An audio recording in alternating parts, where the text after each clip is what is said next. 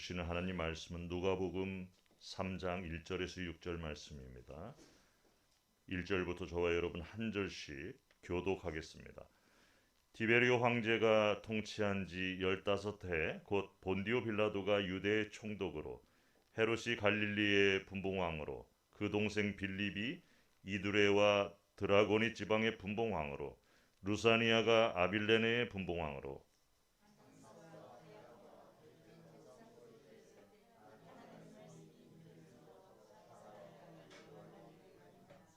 요한이 요단강 부근 각처에 와서 죄사함을 받게 하는 회개의 세례를 전파하니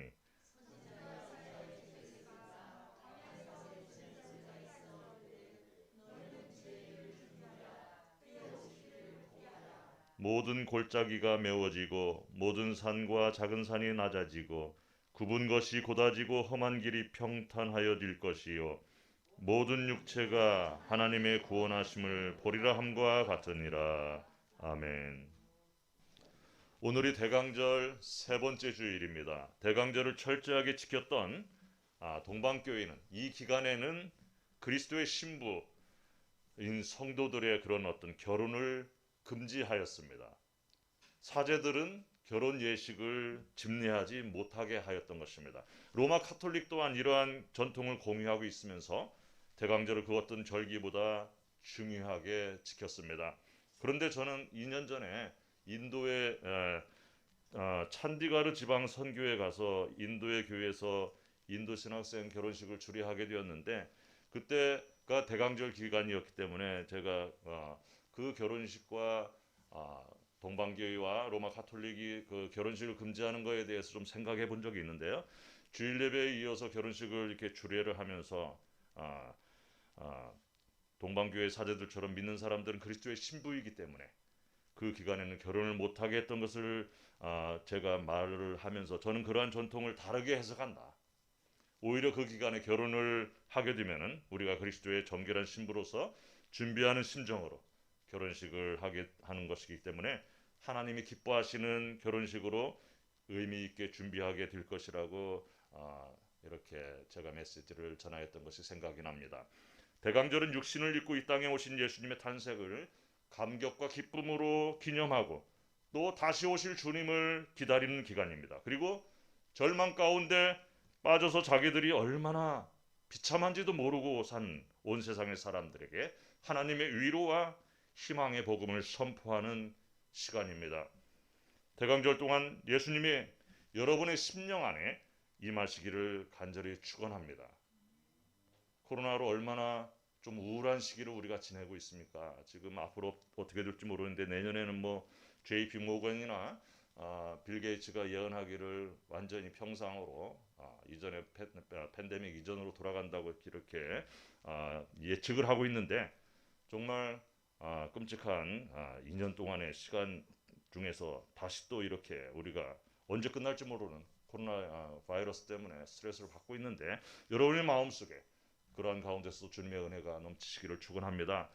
그리하여서 우리 마음속에 코로나로 인한 두려움과 고통과 절망과 좌절의 그런 어두운 그림자가 흔적도 없이 사라지기를 축원하는 것입니다. 그리고 우리의 마음속에 임한 임마누엘의 복음을 나만 간직할 것이 아니라 세상 사람들에게 이렇게 전함으로 인해서 그들도 위로를 받게 하기를 이렇게 부탁드립니다. 오늘은 주의 길을 예비하는 사명자란 제목으로 말씀의 은혜를 나누겠습니다. 여러분 사명이란 단어 아시죠? 굉장히 그 딱딱한 단어입니다. 사명. 그리고 사명이라는 단어를 생각하면 좀 비장한 각오가 이렇게 드는 그런 느낌이 드는 단어입니다. 우리는 민족 중흥의 역사적 사명을 띠고 이 땅에 태어났다. 요즘 젊은 세대들은 잘 모를 거예요. 옛날에 국민교육헌장이라는 그런 헌장에 우리가 시작하는 첫 글인데요. 1969년에 박정희 대통령 때 이 국민교육헌장이 선포되면서 그것을 온 국민이 다 외우게 했어요. 그래서 그걸 못 외워가지고 군대에서도 매 맞고 또 학교에서도 두드려 맞고 그렇게 맞았던 기억이 있는 분들이 이 자리에 있는지 모르겠습니다. 학교나 회사나 군대에서 그것을 못 이어서 그냥 고통을 당하던 그런 시간이 있었는데 결국 1994년에 와서 그것이 이게 폐지가 되었는데 국민교육헌장을 통해서 온 국민이 우리는 이 땅에 태어난 이유가 민족 중흥의 역사적 사명, 새 역사를 창조하는 그런 사명을 가지고 태어났다. 이렇게 사람들을 이렇게 사명감을 이렇게 갖게 했던 그런 시절이 있었습니다. 이러한 것들을 영어로 미션 또는 비전 스테이트먼트라고 하는데 기업체나 군대나 또 국가기관들 또는 학교에서 이러한 사명 선언문, 비전 선언문을 통하여서 각오를 다지는 경우가 지금도 계속되고 있습니다. 여러분 잘 아는 미션 임파서블이라는 그 영화 있죠. 탐 크루즈가 해서 시리즈로 굉장히 유명한데 사명을 감당하기 위해서 죽어도 죽지 않는 그의 연기가 정말 일품이기 때문에 특히 여자들이 굉장히 좋아하는 그런 영화인 것 같습니다. 이번에 독일의 메르켈 총리를 이어서 숄츠 내각이 이제 구성이 되었어요. 숄츠 총리가 당선이 돼가지고 내각이 구성이 되었는데 그 중에 17명이 이제 취임 선서를 하게 되는데 그 선서문에 하나님의 도우심이라는 그런 글귀가 있습니다. 독일 내각이 이렇게 취임할 때 하는 선서문 중에 하나님의 도우심으로 우리가 이렇게 뭐 이런 내용이 있는데 17명 중에 9명이 그 문구를 거부를 했습니다. 그 문구를 빼고 선서를 했다는 것입니다. 메르켈 총리 때는 16명 중에 3명만이 이렇게 그 문구를 빼고 선서를 했다고 그래요. 이렇게 독일이란 나라가 종교개혁의 본산이요. 기독교 국가, 기독교 정신으로 이렇게 오랜 전통을 가지고 있는데 하나님의 도우심이라는 말을 하지 못하겠다. 우리나라 애국가에 보면 하느님이 보호하사 이런 내용인데 그걸 애국가에서 빼자 뭐 이런 운동 같은 그런 기류가 있는 것 같습니다. 그렇기 때문에 지금 유럽이라는 나라들이 유럽의 정신이 이슬람이 너무나 이제 유럽 전체를 좀 장악하고 있는 그런 분위기가 참 위협으로 다가오고 있습니다. 왜 그러냐면 이슬람들이 많이 영국이나 독일이나 프랑스 뭐 전 유럽에 지금 들어와서 또 아이들을 많이 낳기 때문에 이슬람 천지가 되는 그런 상황인데 지금 유럽의 기독교 정신은 이렇게 오히려 하나님의 도우심을 거부하는 그런 기류를 보면서 참 걱정이 되고 있어요. 성경에는 많은 인물들이 나오는데 특별한 사명을 수행한 인물들이 이게 기록이 나오고 있습니다. 뭐 여러분 잘 아는 많은 사람들이 있죠. 모세도 있고 아브라함, 노아 해가지고 많은 그 선지자들 이 사람들이 하나님의 계시를 받아서 그러한 사명을 수행하기 위해서 목숨까지 내어놓으면서 자기 일생들을 바쳤던 그 내용들이 있습니다. 구약의 마지막 선지자여 신약을 여는 첫 번째 선지자인 세례 요한도 예수님보다 6개월 먼저 태어나서 예수님의 길을 준비하는 예비하는 선교자로 살다가 순교했습니다. 그 후로 우리 그리스도인들은 세례 요한 같이 다시 오실 예수님을 맞을 준비를 하는 사명을 가지고 이 땅에 지금 살고 있다는 것을 말씀드리고 싶습니다. 세상에 여러 사명들이 있지만은 우리의 사명은 그 어떤 것과도 비교할 수 없는 엄청난 사명입니다. 하나님이 이 땅에 다시 오시는 분, 구원자시요 만유의 주님이 다시 오실 그날을 예비하는 사명이 우리에게 주어졌다. 이 사명을 생각하면 우리 가슴이 벅차오르고 너무나 영광스러워서 정말 감사 찬송이 터져 나올 수밖에 없는 엄청난 사명을 우리가 받았다는 것입니다. 오늘 본문은 시대적 상황을 자세하게 설명하면서 시작하고 있습니다. 로마 황제 디베리오는 유대인적인 발음인데 티베리우스, 우리가 알고 있는 헬라어식으로 티베리우스 황제가 다스린 지 15년째이고 본디오 빌라도가 유대 총독으로 파송을 받던 그때입니다. 그리고 헤롯이라고 오늘 성경 말씀에 나오는데 그 헤롯 대왕이 아니고 헤롯의 아들 안티파스 그리고 빌립과 루사니아가 분봉왕으로 나오고 있는데 분봉왕은 어떤 왕이냐면 어떤 지역의 4분의 1을 맡아서 통치하는 사람들이었어요. 그러니까 헤롯 대왕의 아들들이 그 유대 지역들을 갈릴리 뭐 여러 군데를 나누어서 이렇게 통치하던 그런 시절이었습니다. 이렇게 누가가 그 당시에 역사적인 그런 어떤 통치자들을 사건들을 통하여서 말을 시작하고 있는 이유에는 두 가지 큰 의미가 있습니다. 첫 번째가 예수님의 구원 사역이 세상의 역사 가운데서 실제로 있었음을 그 당시 통치자들과 연도까지 자세히 열거하면서 강조하고 있다는 것입니다. 여러분 로마 역사에 보면 티베리우스 황제가 있던 시기는 정확히 인류 역사에서 세속사에서 연도까지 다 있는 그런 시기이기 때문에 그것을 열거함으로써 예수님께서 분명히 인간 역사, 인류 역사 가운데 어느 시기에 오셨다는 것을 강조하고 있어요. 누가는 세속사의 맥락에다가 구속사의 결정적인 사건들을 서술하고 있는 것입니다. 두 번째는 세례 요한의 사역이 구약의 예언 가운데 이루어졌음을 이야기하고 있는데요. 바로 이사야서 40장 말씀의 성취로 세례 요한의 사역을 이렇게 정의를 하고 있는 것입니다. 여러분 이사야 40장에 보면은 위로하라 내 백성을 위로하라 이렇게 시작하면서 외치는 자의 소리여 광야에서 이렇게 주님의 길을 예비하고 준비하라. 신약에 와서는 준비하라고 되어 있는데 이사야서는 예비하라고 뭐 되어 있는데 같은 말이죠. 사역을 정의를 하고 있어요. 누가는 이렇게 그 당시 통치자들을 자세히 언급함으로써 예수님과 세례 요한의 사역의 역사적 사실성을 강조를 하고 있는 것입니다. 그리고 나오는 것이 대제사장 안나스와 가야바 때 이것도 역사적인 사실이죠. 그리고 교의사적인 그 사실입니다. 빈들에 있던 세례 요한에게 하나님의 계시가 임했어요. 하나님의 말씀 임하여서 그가 선지자임을 알려주고 있는 것입니다. 누가는 빈들, 이사야는 광야라고 이렇게 쓰고 있습니다. 빈들이나 광야나 같은 말이죠. 외치는 자의 소리여 이르되 너희는 광야에서 여호와의 길을 예비하라. 이렇게 이사야서에는 나오고 빈들이라 말하는 광야는 구약과 예수님 당시에도 이스라엘의 종말론적인 거듭남의 장소로 아주 중요한 의미가 있었습니다. 성경의 중요한 인물들이 모세나 다윗이나 이스라엘 민족 그리고 예수님, 바울 등이 광야에서 하나님의 말씀을 계시로 받고 거듭나는 장소였다고 이렇게 성경은 기록하고 있는 것입니다.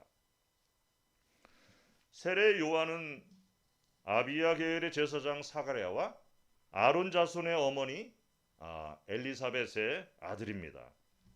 또 엘리사벳은 누구냐면 예수님의 어머니 마리아와 친족이었어요.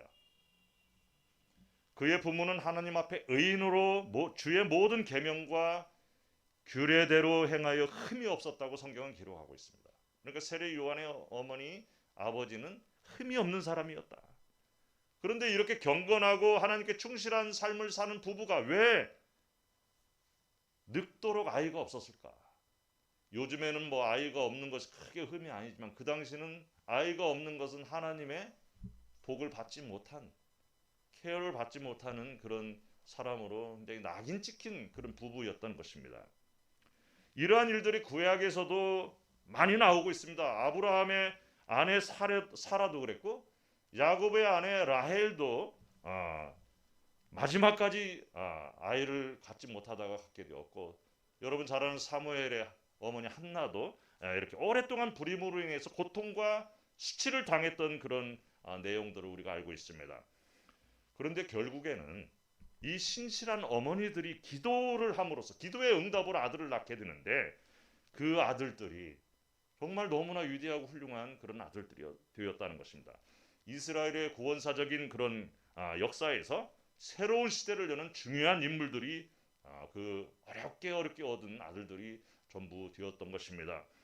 이와 같이 하나님께서는 사가랴와 엘리사벳에게도 오랫동안 자식을 허락하지 않으시다가 아이를 가질 수 없는 나이에 정말 아이가 가진 것을 엘리사벳이 부끄러워서 숨어 있을 정도로 그런 늙은 나이에 아이를 주셨던 것입니다.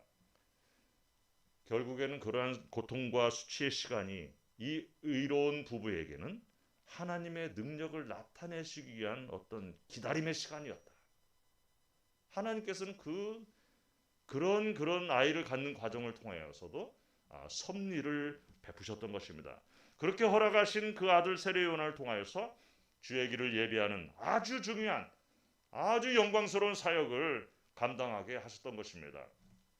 그러한 이야기를 보면 하나님께서는 신실한 믿음의 사람들을 결코 그냥 버려두지 않으시고 언젠가는 반드시 들어서 크게 써주신다는 것을 우리에게 말씀하고 계시는 것입니다. 그들을 통하여서 하나님이 살아계심을 나타내는 도구로 사용하시고 그들을 통하여서 영광을 받으셨던 것입니다. 세례 요한의 부모는 늦둥이로 태어난 세례 요한을 그냥 애지중지 품에 품지 않고 끼고 있지 않고 천사의 말에 따라서 그를 나시린으로 광야에서 훈련을 시키고 주님의 길을 예비하게 한 진정 하나님의 신실한 종들이었음을 성경은 이야기하고 있어요. 그 늦둥이로 낳았는데 얼마나 애지중지 그 아들이 귀하였겠습니까? 그런데 그 아들을 광야로 보내서 그냥 하나님과한테 바쳐버렸어요. 사무엘의 어머니 한나도 마찬가지잖아요. 참 이런 사람들이 참 신실한 종들임을 우리는 이렇게 깨닫게 되는 것입니다. 사가랴에게 나타난 가브리엘 천사가 태어날 아들의 이름과 그가 감당해야 될 사명을 알려주었는데 그 말씀대로 그 아들을 키웠던 것이에요.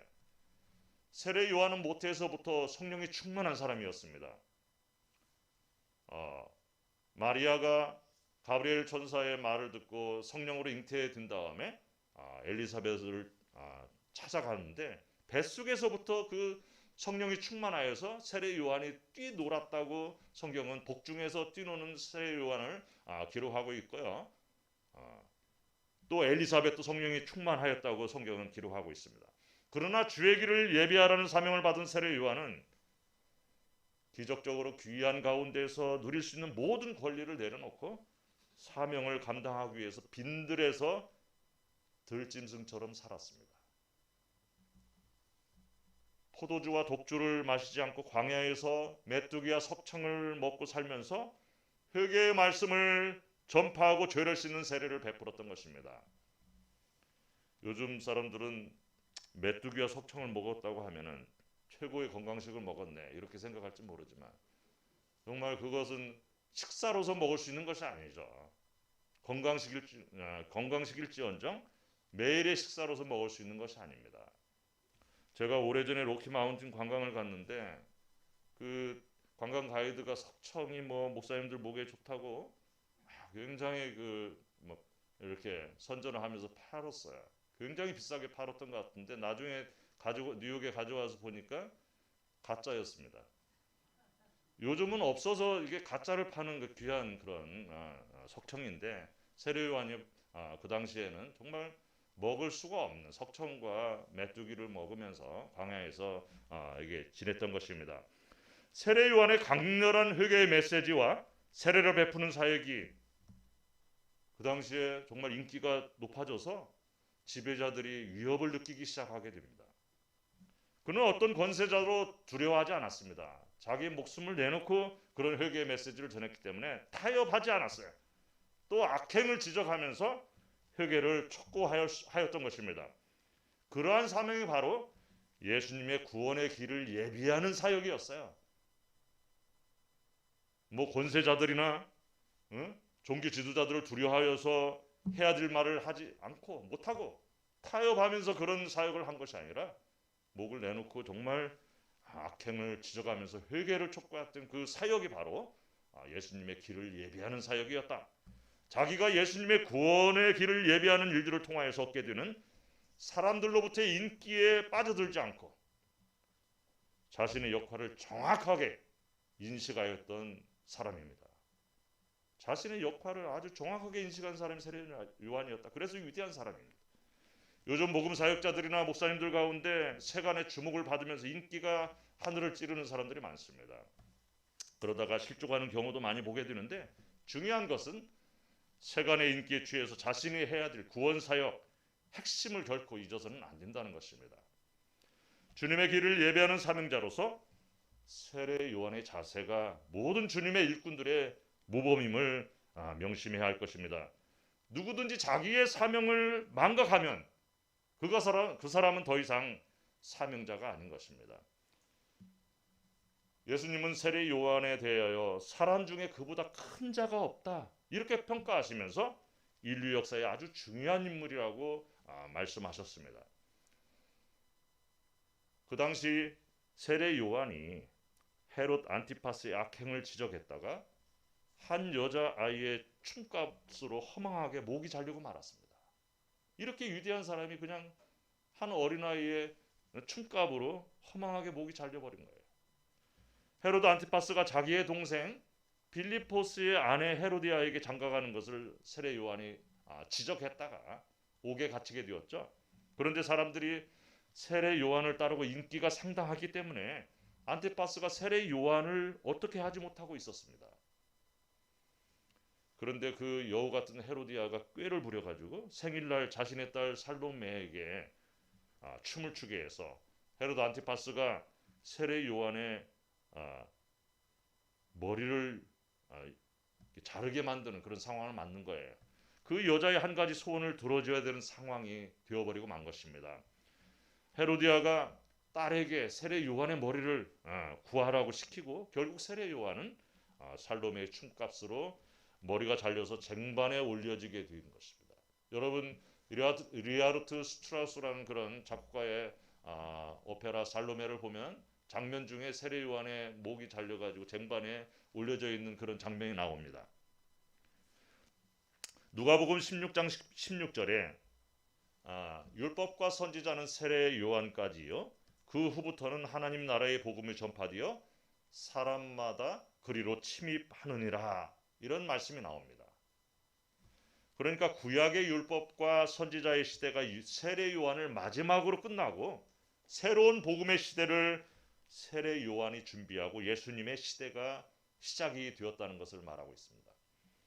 예수님의 복음 사역이 요한의 시대 다음에 시작된 것이 아니라 그의 사역과 동시에 시작되었다는 것입니다.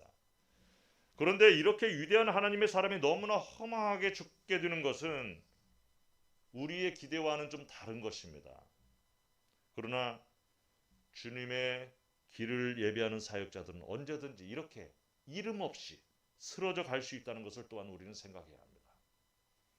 그러한 사명자들의 임무는 그리스도의 길을 잘 준비하는 것으로 끝나는 것입니다.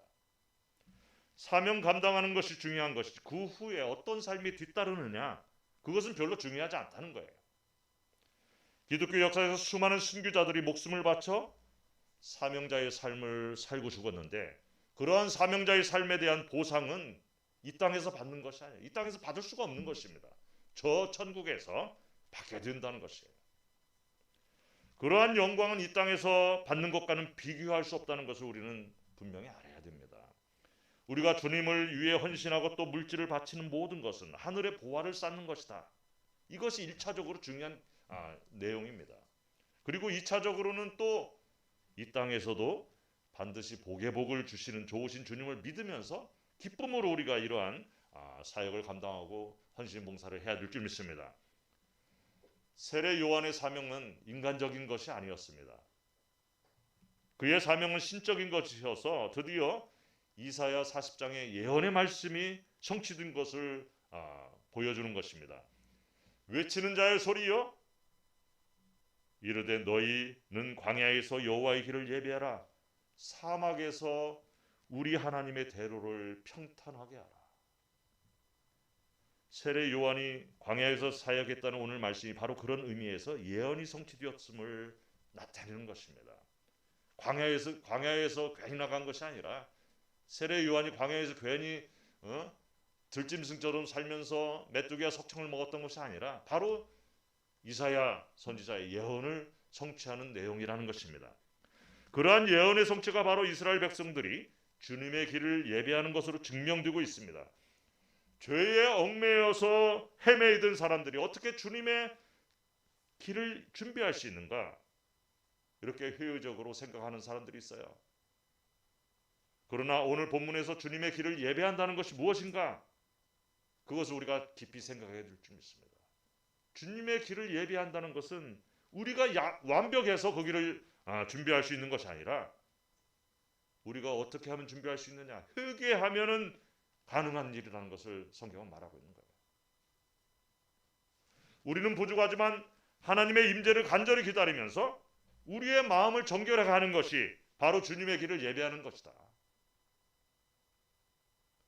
바로 주님의 길을 예배하는 첫 번째 길이 우리의 마음을 비우는 거예요. 그것이 바로 요한이 외쳤던 회개입니다. 요한이 거여가는 세대의 마음을 돌이켜 올바른 길로 돌아오라고 외치는 것인데, 회개의 메시지는 모든 사람에게 해당하는 것이지 나는 아니고 다른 사람에게 필요한 것이 아니라는 것입니다. 가장 불쌍한 사람이 누구냐? 신앙생활하면서 가장 안타까운 사람이 누구냐? 나는 의인이고 다른 사람은 잘못됐고 죄인이라고 정죄하는 사람인 것을 우리가 분명히 알아야 돼요. 하나님과 예수님 외에는 모두가 죄인입니다. 우리의 의는 오직 예수 그리스도의 의이지 나의 의로움이 아니라는 것입니다. 내세울 것도 없고 내세울 일도 없고 다른 사람을 정죄해서는 안 된다는 거예요. 2021년 이제 얼마 남지 않았습니다. 또 크리스마스도 다가오고 있습니다.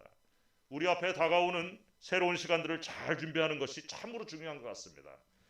우리가 이러한 시간들을 어떻게 준비하냐에 따라서 지금까지 우리의 그런 헌신과 노력과 사역이 좋은 열매로 또 아름다운 열매가 될 수 있는 것이고, 잘 준비하지 못하면 그렇지 못할 수도 있다는 것을 우리가 분명히 알아야 돼요.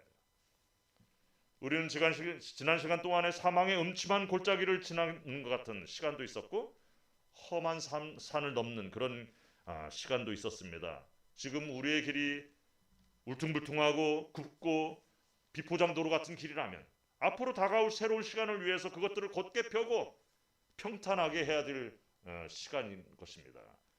반대로 우리의 지난 시간들이 아무리 좋았다 하더라도 우리는 과거에 안주해서는 안 될 것입니다.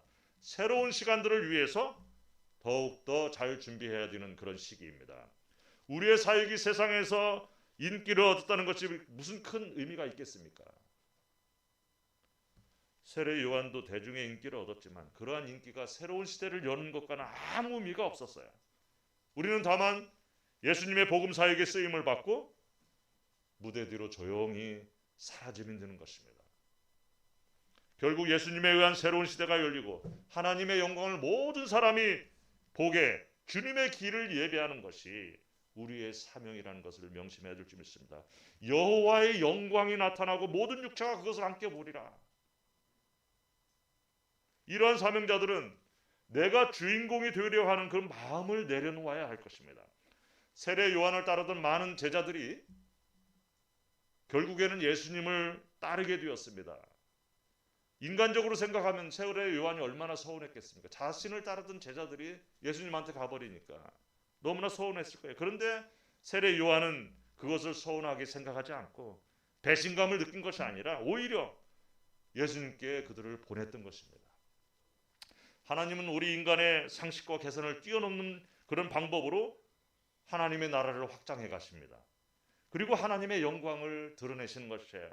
하나님의 영광은 바로 우리를 너무나 사랑하셔서 죄악에 빠져서 손도 못 대는 그런 우리들을 구원하심으로 나타나시는 거예요. 우리가 하나님을 믿고 죄악의 길에서 돌이켜 주님을 따르는 것이 바로 주님께 영광이 된다는 거예요. 우리가 죄악을 버리고 주님을 따르는 것이 주님께 영광으로 돌려진다는 사실입니다. 집 나간 탕자가 돌아온 것이 그 아버지의 자존심이 회복되는 일이었어요. 그 아버지께 영광이 되는 일이었다는 것입니다. 또한 우리가 하나님 나라를 위해 사명을 감당하고 많은 사람을 그 나라로 인도하는 것이 하나님께 얼마나 영광이 되는지, 죄인 한 명이 회개하고 돌아오면 천국에서 잔치가 벌어진다고 이렇게 성경은 쓰고 있는 것입니다. 그러한 사명을 감당하기 위해서 우리는 화려한 세상에 물들지 말고 광야로 나가야 될 것입니다. 우리의 광야는 겸손한 마음입니다. 겸손한 자세입니다. 내가 할 수 있다고 하는 생각을 내려놓고 아무것도 없는 내 빈 마음속에 오직 주님의 선하신 인도하심이 필요함을 인정하는 그런 겸손이 필요한 것입니다. 광야는 아무것도 없는 빈들이지만 바로 그곳에서 하나님을 만날 수 있는 곳이에요. 모든 것이 풍족하고 부족함이 없는 곳에는 하나님을 만날 수 없다는 것을 우리가 알아야 됩니다. 저와 여러분의 광야는 어디입니까? 저는 바로 교회라고 생각합니다. 교회는 빈들이요 광야 같은 곳입니다. 화려한 옷을 입은 사람이나 좋은 음식이 없어도 하나님의 말씀이 있는 곳이 교회이기 때문에 그렇습니다. 교회 이름을 짓는데 아예 광야교회라고 지은 곳이 있는데 참 마음에 드는 교회예요. 저도 광야교회를 생각해 본 적이 있는데 너무 그 이름들이 많아서 안 지었습니다. 우리 CCM 교회말로 광야교회라고 저는 생각합니다. 아무것도 없습니다. 죄송합니다. 여러분이 아무것도 아닌 것으로 제가 표현하는 것이 아니라 정말 비교적으로 아무것도 없는 곳이라고 할 수 있습니다. 그러나 바로 그곳에 하나님의 말씀이 임하는 곳이라는 것을 생각하며 저는 감사하는 사람입니다. 대강절 기간 동안에 세상에 물들었던 우리의 생각과 삶을 돌이켜보면서 감사하기를 바랍니다. 주님을 만나시기를 바랍니다. 주님을 만나려면 세상 것들로 꽉 차 있는 우리들의 마음을 돌아보고 빈들같이 텅텅 비우는 회개가 선행되어야 될 줄 믿습니다. 그러한 회개를 통하여서 주님이 나에게 오실 그 길을 준비하여야 주님을 제대로 모셔드릴 수가 있다는 것입니다. 누가는 하나님의 나라의 복음이 전파되고 사람마다 그리로 침입한다 이렇게 쓰고 있습니다. 여기서 침입한다는 말은 단순히 들어가는 것이 아니라 힘을 사용하여 밀고 들어가는 것을 말합니다. 들어가기를 힘쓴다는 것입니다. 하나님 나라에 들어가는 것은 이렇게 우리가 힘써 노력하면서 준비가 되어야 가능한 것이다. 임마누엘로 임하시는 주님의 은혜에 반응하며 힘써 노력하고 준비해야 된다. 예수님께서도 세례 요한 때부터 지금까지 천국은 침노를 당하는 자들, 침노를 당하나니 침노하는 자는 빼앗는다고 이렇게 마태복음 11장 12절에 말씀하십니다. 천국이 침노를 당한다는 거예요. 침노하는 자가 천국을 빼앗는다는 것입니다. 여기서 침노한다는 것은 남의 나라를 쳐들어가는 것을 말해요. 침략한다는 말입니다. 천국은 조용히 죽어서 가는 것이 아니라 우리가 이 땅에서부터 힘써 노력하여 치고 들어가는 것이라는 것을 예수님은 말씀하셨어요. 이 땅에서부터 치열하게 힘써 노력하여서 천국을 침노한다. 그냥 교회 왔다 갔다 하면서 막연하게 나는 그 나라에 들어가겠지 하다가는 슬피 울면서 이를 갈 수 있는 그런 여지가 있다는 것을 분명히 성경은 경고하고 있어요. 우리는 우리의 구원을 하나님 앞에서 두렵고 떨리는 마음으로 완성해 나가야 될 사명이 있습니다. 세례 요한 같은 사람만 광야에서 포도주와 독주를 안 마시고 메뚜기와 석청을 먹으면서 주님의 길을 예배하는 것이 아닙니다. 우리가 바로 그러한 마음으로 주님의 길을 예배하고 다시 오실 주님을 기다려야 하는 것입니다. 우리가 세상에 푹 빠져가지고 먹고 싶은 거 마음껏 먹고 마시고 싶은 거 실컷 마시고 하고 싶은 거 다 하고 즐길 걸 다 즐기다가는 결코 주님의 길을 예배할 수 없고 그날이 덫과 같이 임할 때 낭패를 당할 수밖에 없다는 것입니다. 사랑하는 성도 여러분, 우리는 주님의 주권적인 택하심을 받아서 은혜로 구원의 백성들이 되었습니다. 구원의 백성들이 되었다는 말은 이 말하고 똑같아요. 우리는 주님의 복음을 전파해야 될 사명자가 되었다. 우리의 가족과 친구와 이웃과 이 나라 이 민족 온 세계를 향하여서 복음을 선포하여서 다시 오실 주님의 길을 예비해야 되는 사명자가 되었다는 것입니다. 그러한 사명이 주님께 영광으로 돌려지고 주님의 은혜에 조금이라도 보답하는 그런 것이라는 거예요. 사명, 미션은 우리들의 삶을 막 뜨겁게 만듭니다. 너무나 중요한 거예요. 주님께 받은 사명을 위해서 죽고 사는 것입니다. 사명을 감당하는 그런 삶은 역동적이고 의미가 넘치고 정말 열정이 넘칩니다. 그래서 사명에 불탄다고 이렇게 표현하고 있어요. 여러분들 주님께 받은 그 사명에 불타는 사람들 되기 바랍니다. 사명에 불타는 삶, 뜨뜻미지근한 것이 아니라 펄펄 끓는 것입니다. 이런 사명을 감당하는 삶을 우리는 살아야 되는데 어떻게 그것을 감당할 수 있을까? 세례 요한이 어머니 뱃속에 있을 때부터 성령이 충만하고 빈들에서 메뚜기와 석청을 먹고 세상과 구별되어 살 때 하나님의 말씀 계시가 임하였기 때문에 사람 중에서 가장 큰 일을 이렇게 감당한 것입니다. 이 말씀 우리가 꼭 붙들기 바라요. 성령 충만을 받지 못하고 하나님의 말씀도 받지 못하고 큰 소리를 내는 사람이 되어서는 안 되겠습니다. 제가 몇 년 전에 우리 조송이가 대학을 졸업한 뉴햄프셔에 있는 다트머스 대학에 이렇게 간 적이 있는데요. 거기 표어를 보니까 광야에 외치는 자의 소리입니다. 폭스 클라만티스 인 데제르토라고 라틴어로 되어 있는데 광야에 외치는 자의 소리. 광야 같은 세상에서 진리를 외치려면은 하나님의 말씀, 진리를 배우고 깨달아야 외칠 수 있는 것입니다. 그러니 진리의 전당에서 열심히 공부해서 진리를 깨닫고 세상에 나가서 외쳐라. 이것이 바로 그 대학의 그 표였어요. 그런데 알지도 못하면서 그냥 마치 아는 것처럼 자기 소리를 지르면 그것은 소음이 될 뿐입니다. 반면에 진리를 깨닫고 알면서도 깨달았으면서도 반발이 무서워서 세상의 반발이 무서워서 외치지 못하는 것도 참으로 안타까운 일입니다. 크리스마스가 다가오는데 코로나로 인해서 너무나 조용하죠. 너무나 어둡습니다. 언제부턴지 아예 캐롤이나 크리스마스 음악을 들을 수 없어서 세상 사람들이 크리스마스가 다가오는지조차 인식하지 못하는 시기를 우리가 살고 있습니다. 저는 그걸 생각하면서 사탄이 그런 광경을 보면서 얼마나 이렇게 좋아하고 미소 짓는지 그 사탄의 얼굴이 막 생각이 나요. 자기가 승리했다고 미소 짓는 그런 얼굴이 생각이 나는 것입니다. 크리스마스 분위기는 없어지고 온갖 소음으로 꽉 찬 이 세상에 우리는 주님의 복음을 소리 높여 외쳐야 될 사명이 있습니다. 이번 크리스마스를 맞이하면서 여러분들 한 사람에게라도 여기서 외치라는 것은 큰 소리로 뭐 귀에다 외치라는 것이 아니라 복음을 입을 열어 선포하는 여러분 되시기 바랍니다. 이 자리에 함께 예배드리는 여러분 모두 성령 충만함으로 주님의 계시의 복음이 각 심령마다 부어져서 그 부어진 말씀에 따라서 생명의 복음을 온 세상에 외쳐 다시 오실 주님의 길을 예비하시고 영광 중의 기쁨으로 주님을 맞이하는 여러분 다 되시기를 간절히 축원합니다. 이 시간에 우리 기도하겠습니다. 주여 다시 오실 주님을 맞을 길을 준비하게 하옵소서. 온갖 세상 것들로 꽉 차 있는 저의 마음을 비우게 하옵소서. 말씀으로 채워 주시옵소서. 성령으로 충만하게 하옵소서. 세상을 향하여 복음을 외치게 하옵소서. 주여 한번 외치고 기도하겠습니다. 주여 저희들을 아버지 하나님이시여 주님의 길을 다시 오실 주님의 길을 예배하는 자들 놔두게 하여 주시옵소서. 온갖 세상적 것들로 소음들로 꽉 차 있는 저희 마음속을 비워주시고 말씀으로 채워주시고 저희들의 계시를 내려주시옵소서. 성령으로 충만하게 하시옵소서.